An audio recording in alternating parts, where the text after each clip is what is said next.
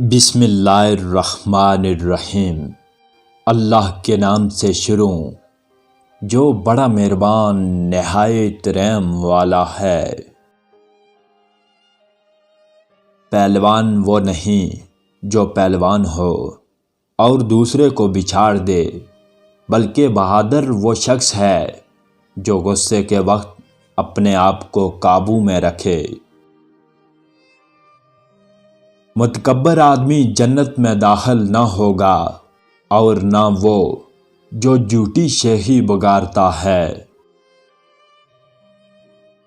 جو اپنے غصے کو روکے گا، اللہ تعالیٰ قیامت کے دن اس سے عذاب کو ہٹا لے گا۔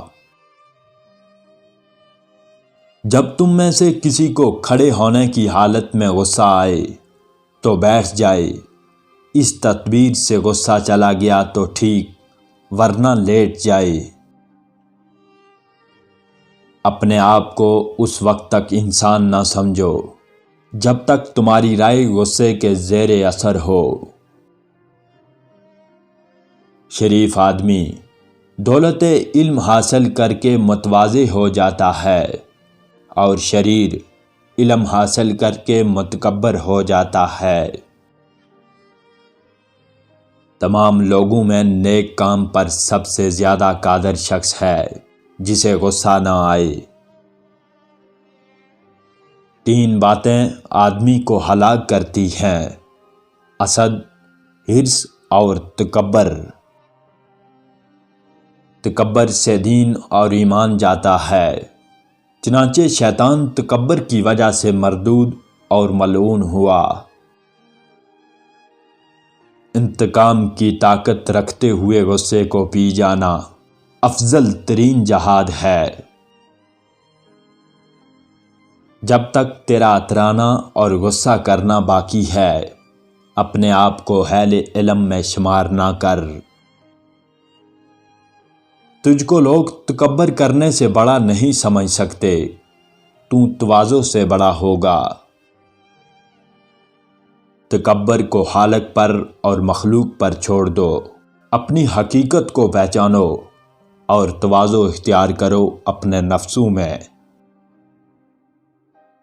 جو اپنے آپ کو دوسروں پر فضیلت دیتا ہے وہ متکبر ہے۔ ظالم، فاسق اور متکبر کی دعوت قبول مت کرو۔ تواضع یہ ہے کہ درویشوں سے تواضع کرے اور امیروں سے تکبر۔ غصہ بھڑکتی ہوئی آگ ہے، جو پی گیا اس نے آگ بجھائی، اور جو ضبط نہ کر سکا وہ پہلے خود اس میں جلتا ہے۔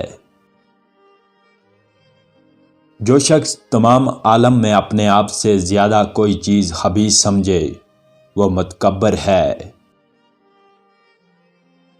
غصہ کبھی کبھی قابل سے قابل انسان کو بھی بے وقوف بنا دیتا ہے۔ غصہ ہمیشہ حماقت سے شروع ہوتا ہے اور ندامت پر ختم ہوتا ہے۔ جو ایک لمحے کے لیے غصے کو پی جائے وہ پورے المناک دن سے خود کو محفوظ رکھتا ہے۔ غصے کی مقدار بات چیت میں اتنی ہونی چاہیے جیسے کھانے میں نمک، کہ جب تک انداز پر رہتا ہے تو ہاضم، ورنہ فاسد ہے۔ طاقتور شخص وہ ہے جو اپنے غصے کو تسکین میں تبدیل کر دینے پر قابو ہو۔ انسان کی عقل کا اندازہ غصے کی حالت میں لگانا چاہیے۔ جو فقیر اپنے آپ پر تکبر کرتا ہے وہ تکبر میں دولت مندوں سے بھی بڑھ جاتا ہے۔